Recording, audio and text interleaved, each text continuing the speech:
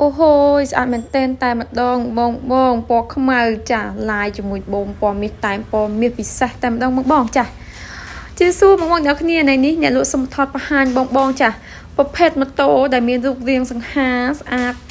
គួរជាទីតាក់ទាញតែម្ដងបងប្រភេទម៉ូតូ Zoomer បងចាអូហូយស្អាតមែនទែនបងជាពិសេសគឺម៉ាស៊ីនល្អម៉ាស៊ីនតាំរួមជាមួយនឹងកាតគ្រីឯកសារធានាស៊ីនជូន 100% តែម្ដងបងចាបងដែលស្រឡាញ់ចាប្រភេទម៉ូតូ Zoomer បងអញ្ជើញមកមើលផ្ទាល់នៅដល់ទីតាំងហាងបានបងចាម៉ូតូចាពណ៌ខ្មៅស្អាតមែនទែនបងរំលេចជាមួយតែពណ៌មាសចាស័កសមឥតខ្ចោះតែម្ដងបងចាបងដែលស្រឡាញ់ចាបងដែលមានចំណាប់អារម្មណ៍បងដែលចង់មើលផ្ទាល់បងអញ្ជើញមកដល់ហាងចា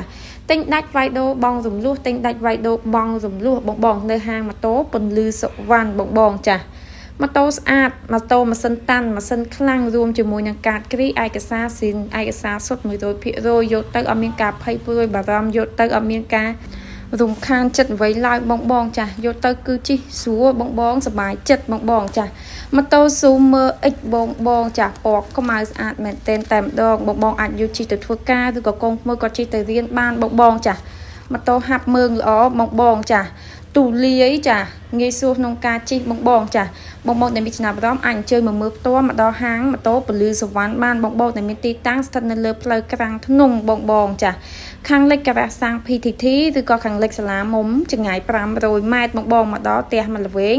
ផ្លាកពណ៌លឿងផ្លាកពលឺសវណ្ណបងមកសូមជួយពិនិត្យផ្លាកបងដោយសារ